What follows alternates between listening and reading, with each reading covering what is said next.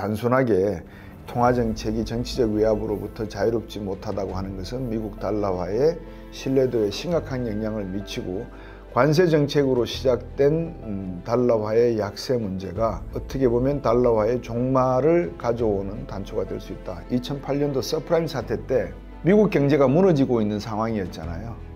그런데 달러 값은 올라갔습니까? 떨어졌습니까? 올라갔죠. 왜 올라갔죠? 많은 사람들이 안전자산이라고 달러화를 그래도 사들였거든요. 그래서 우리도 1,500원, 1,600원까지 갔던 걸로 제가 기억을 하고 있거든요. 그러면 지금은 그 사태하고는 전혀 상관이 없지 않습니까? 네, 안녕하십니까. 곽수정입니다.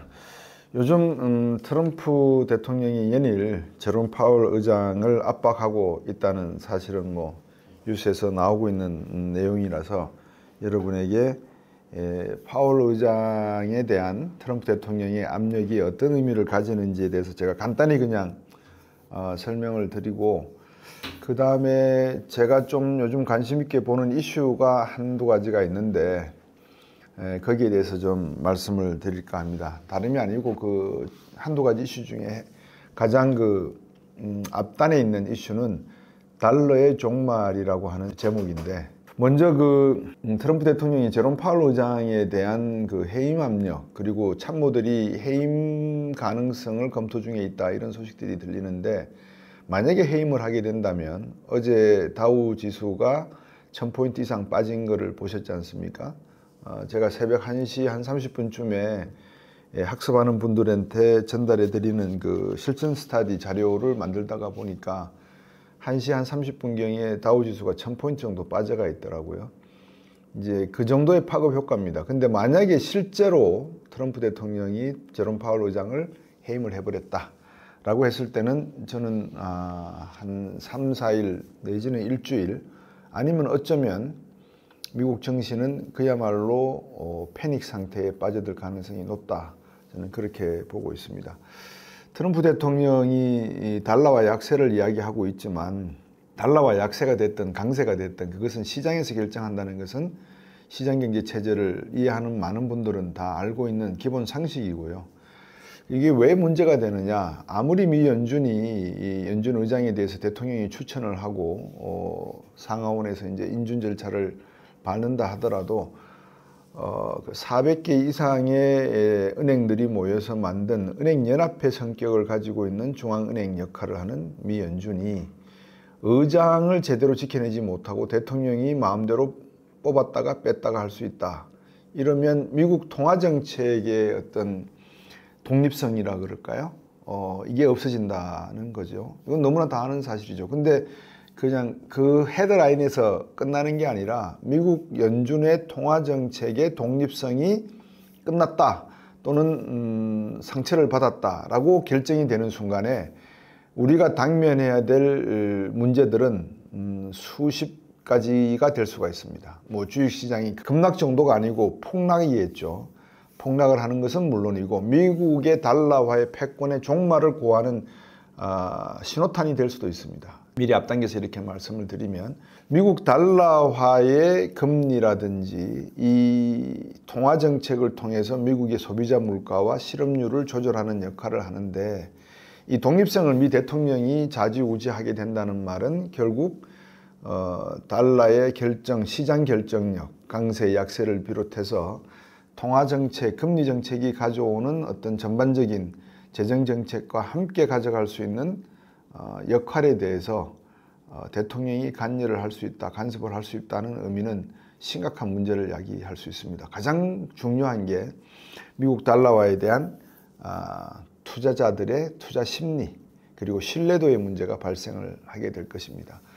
가뜩이나 채권 시장에서 달러를 집어던지고 1987년 이후에 아마 최고의 금리 인상 폭까지 올라갔던 4월 4일 그 주간에 미국 채권 시장을 보셨고, 저도 몇 번 제 유튜브 채널에서 미 채권의 러닝이 발생하기 시작을 하면 달러화에 대한 국제적 신뢰도가 상당히 훼손될 가능성이 있고, 이 문제로 인해서 유럽 쪽으로 많은 투자자들이 지금 이동할 수 있다라는 말씀을 드렸고, 실제로 그게 독일 채권의 가격 상승으로 나타났고요. 그래서 앞으로 이런 현상들이 이제 자주 일어날 가능성이 커질 그 빌미를 바로 이 연준 의장의 백악관 대통령의 해임으로 나타날 수가 있다라는 것입니다. 그래서 단순하게 금리 정책이 독립성의 어떤 보장의 문제도 되지만, 그 다음 가장 중요한 게 미국 달러와 패권에 대한 국제적 신뢰도가 허물어질 수 있고, 채권 시장에서 급격히 가격이 무너지면서 금리가 급등을 하는, 급등 정도가 아니라 폭등할 수도 있습니다. 그런 사태가 오면 미국 달러 패권은 아주 진중한 위협을 받게 될 것이다 라는 말. 위협이 아니죠. 뭐 자초한 거니까.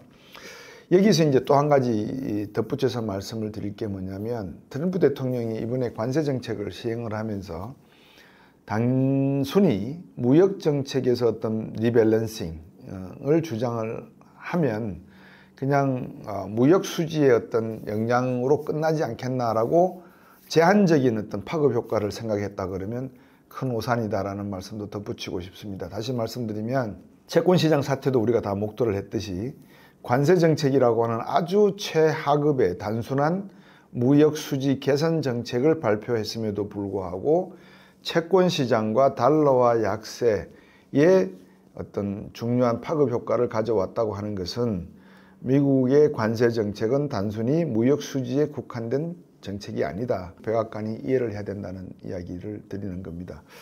그래서 이제 그런 관점에서 놓고 보면, 굴스비 시카고 총재도 이야기를 했습니다만, 이 단순하게 통화 정책이 정치적 외압으로부터 자유롭지 못하다고 하는 것은 미국 달러화의 신뢰도에 심각한 영향을 미치고, 관세 정책으로 시작된 달러화의 약세 문제가 어떻게 보면 달러화의 종말을 가져오는 단초가 될 수 있다, 이렇게 지적을 하고 있습니다. 이런 내용이죠.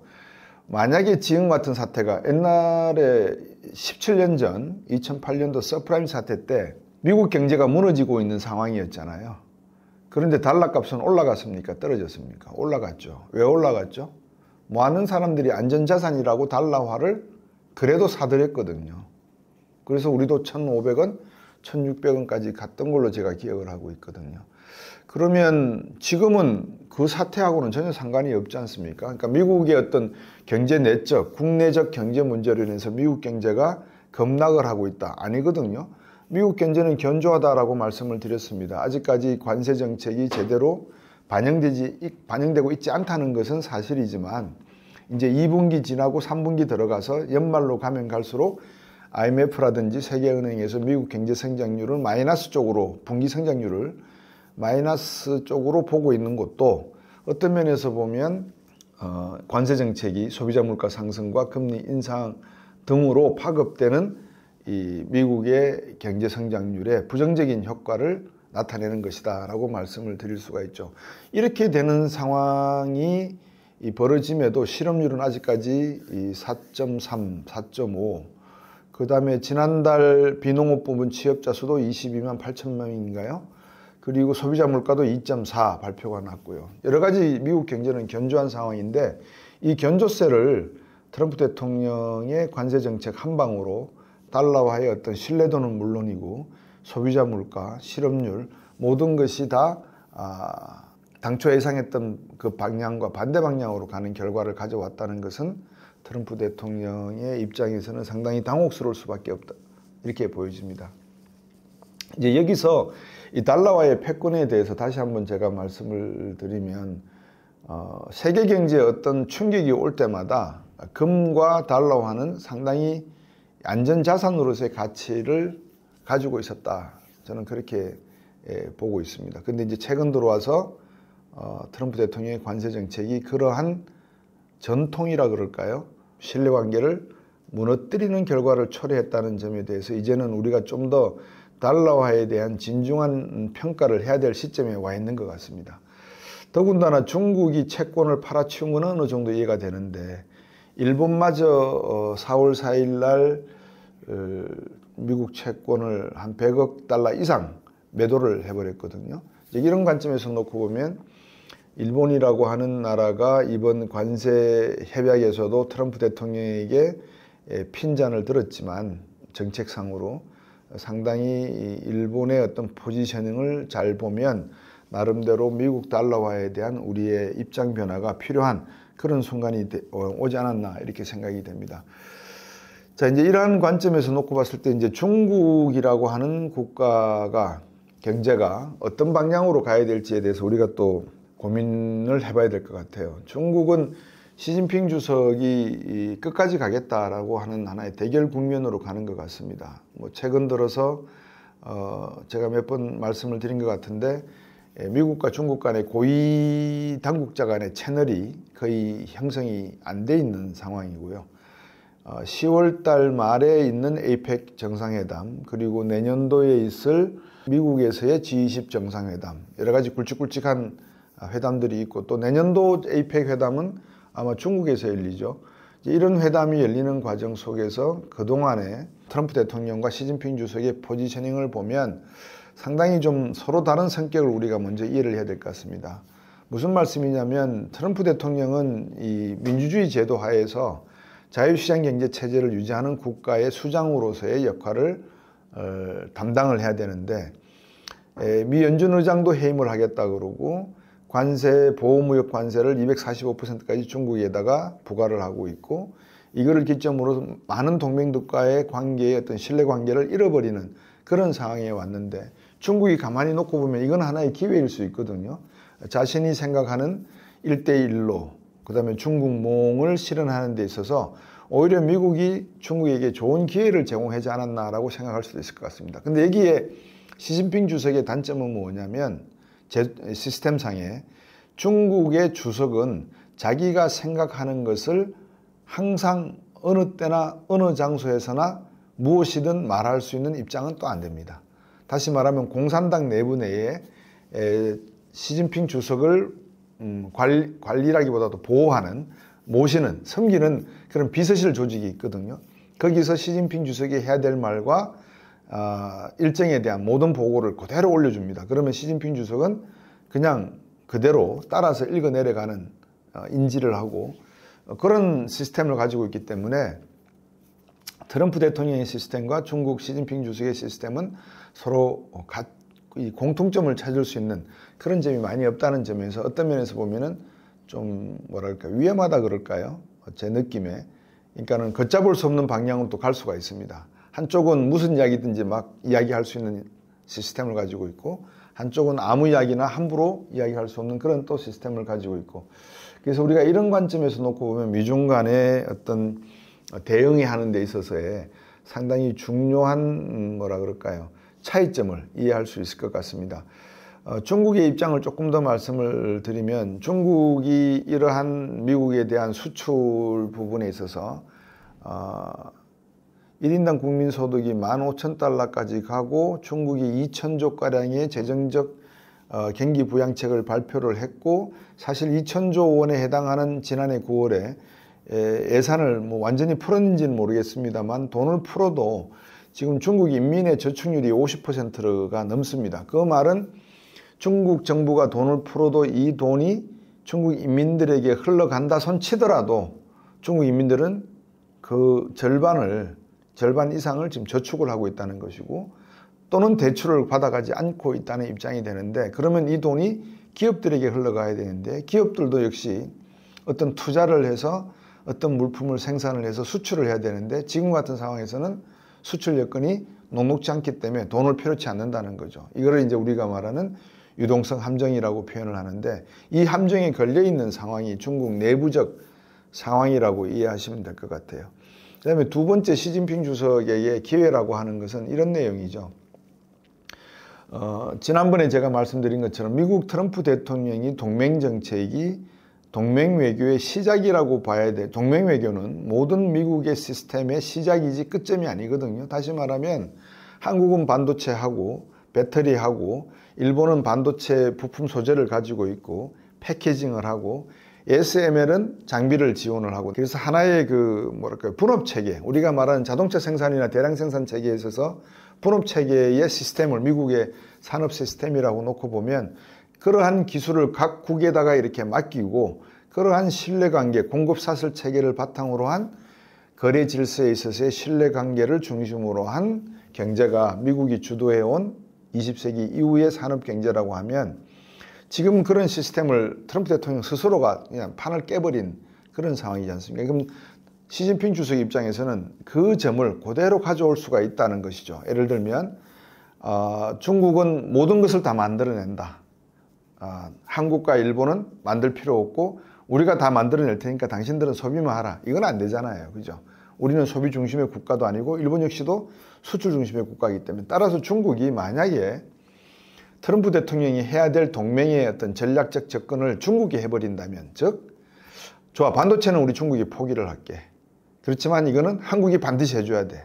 그래서 우리는 메모리 반도체를 무조건 한국에서 가져올 거야. 그리고 이 반도체 패키징은 일본이 해주길 바래. 이렇게 만약에 중국이 포지셔닝을 취한다 그러면 제 생각에는 미국의 어떤 그 글로벌 질서에 있어서 패권, 패러다임을 차지해왔던 노말이 중국으로 넘어갈 수도 있지 않나 하는 생각이 듭니다.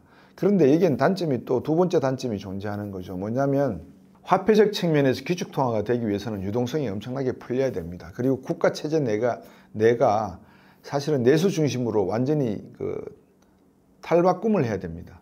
그러니까는 기축통화국은 원래 전통적으로 유동성을 많이 풀어서 자국 국민은 소비를 하고 다른 나라가 생산을 해서 그것을 국내에서 소비하는, 그래서 그 자국 통화에 대한 국제적 신뢰관계를 유지할 수 있는 그런 시스템을 갖추고 있어야지만 기축통화국이 될 수 있다라고 평가를 받거든요. 근데 중국은 그러지 못하는 것 같아요. 그래서 이 길은 아마 중국에게는 좀 영원한 길이 될 수 있지 않나 하는 생각을 저는 해봅니다. 그럼에도 불구하고 달러 패권의 종말을 제가 말씀을 드린 이유는 우리 축구 경기를 하다 보면은 자살골 넣기도 하잖아요. 그죠? 또는 중요한 골문 앞에서 드리블을 하다가 빨리 볼을 갖다가 밖으로 차내야 되는데 헛발질을 하면 넘어져 버리면 상대방에게 공이 넘어가 버리잖아요. 그런 형태의 비유를 하자면 자칫 잘못하다가는 헛발질이나 자살골을 하게 되면 아무런 준비가 되어 있지 않는 중국 위안화나 또는 유로화에게 패권이 넘어갈 가능성도 있다. 그 가능성에 대한 신호가 이번 트럼프 대통령이 자책을 기록한 게 아닌가 그런 생각이 이제 드는 겁니다. 만약에 달러 패권이 없어진다 그러면 달러가 중요한 기축통화가 아니고 한번 상상을 해보십시오. 이제 달러로 결제를 할 수가 없다. 아무도 달러를 살려고 하지도 않고 달러를 믿으려고 하지 않는다. 그러면은 어디로 옮겨갈까요? 그렇죠. 금이겠죠. 가장 먼저 가는 데가. 그래서 금 가격은 당분간 저는 상승세를 유지할 수밖에 없을 거라고 저는 생각이 듭니다. 지금 제가 이렇게 논리를 전개하는 것을 정리를 잠깐만 해드리면 처음에 트럼프 대통령이 파월 의장 해임을 가지고 압력 수위를 높이고 있는데 그렇게 되면 연준의 통화정책이 독립성을 잃게 되고 통화정책이 독립성을 잃게 되면은 미국 달러화에 대한 국제적 신뢰도가 약해져서 외국 자본이 유럽으로 또 다른 나라로 이탈할 수가 있다는 말씀을 드렸고 그 가능성의 신호가 미국 채권 시장에 있어서의 대량 매도가 발생하면서 채권 가격이 떨어지고 금리가 급등했다라는 말씀을 드렸었습니다. 그리고 이제 두 번째 드렸던 말씀은 트럼프 대통령이 관세 정책을 펴면서 무역 정책을 갖다가 바로잡기 위해서 관세 정책을 썼는데 만약에 트럼프 대통령이 이 관세 정책을 쓰면서 이런 자본 수지 분야, 즉 달러화의 위상 약화를 생각하지 못했다면 이거야말로 그 많은 싱크탱크들과 석학들이 존재함에도 불구하고 오밀조밀하지 못한 전략을 쓴 것 같다. 이제 그렇게 되면 이거는 미국 대통령이 백악관이 가지고 있는 참모진들과 미국 사회에 퍼져 있는 많은 어떤 싱크탱크들, 브레인스토밍 할 수 있는 싱크탱크들의 그 융복합적인 역할이 약화되어 있다는 것을 판단할 수 있는 내용이 있다라는 말씀도 같이 드렸습니다. 이제 이거를 거꾸로 뒤집어 놓으면 시진핑 중국 주석에게는 기회가 될 수가 있다라는 말씀을 제가 또 드린 겁니다. 즉 달러의 패권이 약해지면 반대로 중국 위안화의 패권이 강해질 수 있겠죠. 또 미국의 동맹 정책이 시스템, 20세기 이후에 가져왔던 그 시스템을 완전히 트럼프 대통령이 속이는 사람이다. 우리를 갈취하는 사람이다. 라고 표현하는 동맹이 과연 존재할 수 있을까요? 동맹을 포기할 수 있는 방법은 두 가지가 있습니다. 동맹에게 강압적인 행동을 하거나 아니면 미국 스스로가 너는 다시는 내 동맹이 될 수 없어라고 선언해버리면 되거든요. 그리고 굳이 따지자면 한 가지 방법이 더 있습니다. 아예 그냥 내던져버리는 거죠. 관심도 안 가지고 뭐 포기가 아니고요. 포기라 그러면 이제 영어로 give up이 되는데 이거는 그냥 관심을 왕따시키는 거죠. abandonment라고 이제 영어로 표기하면 제가 영어 쓰는 거 별로 안 좋아하는데 어쩔 수 없이 영어로 좀 차별을 해야 되겠습니다. 그러니까 동맹에게 자꾸 압력을 놓고 강압을 하면 지렁이도 밟으면 꿈틀하잖아요. 그걸 coercion이라고 이제 표현을 할 수가 있을 것 같습니다. 강요를 할 경우에도 동맹이 이탈할 수가 있고 또 난 이제 당신들하고 더 이상 동맹 관계를 갖고 싶지 않아. 대사관 철수, give up 해버리는 수가 있고요. 세 번째 방법은 이제 abandonment라고 해서 왕따 시켜버리고 그냥 내던져 놔버리는 그런 방법을 택할 수가 있는데 지금 트럼프 대통령이 하고 있는 이 과거에 20세기 이후 미국이 구축해왔던 동맹 외교 전략에서 핵심 전략이었던 이 협력 그리고 작은 문제라도 서로 대화하고 소통하는 이런 관계에서 벗어나고 있다는 게 미국 조야에서 걱정하고 있는 그런 문제일 것이다. 그러면 시진핑 주석 같은 경우에는 이 허점을 바로 잡으면 헛발질을 했으니까 그 공을 잡아서 골대로 집어넣으면 되거든요. 그게 뭐냐면 중국의 동맹 전략은 동맹과 함께 가는 동행하는 경제가 될 것이다 라고 하는 것을 실천하고 보여줘야 되죠. 과연 중국이 미국을 대신해서 우리는 믿을 수 있는 동맹이고 신뢰할 수 있는 동맹이고 손잡고 갈 수 있는 동맹이다. 그러니까 우리를 믿어라라고 할 수 있는 말을 할 명분이 없다는 거죠. 그래서 가만히 놓고 보면 미국도 헛발질을 하고 있지만 중국도 그 볼을 차는 데 있어서 똥볼을 차고 있다는 느낌이 들고 그 똥볼이 아주 의도적이면서 국제관계에서 지금 한 번도 경험해 보지 못했던 중국의 어떤 매니지먼트, 글로벌 매니지먼트의 실수가 나오고 있는 게 아닌가 하는 생각을 시진핑 주석 측에다가 제가 해주고 싶은 말인 거예요. 그 다음에 두 번째 이슈는 이제 방금 말씀드렸던 그 이유인데 달러가 만약에 없어졌다. 그러면 김기훈 대표가 이제 여러분들에게 달러 패권이 종말을 고한다면 어떤 일이 벌어질까? 이거는 전쟁이죠. 제가 볼 때는 이제 전쟁이 나는 겁니다.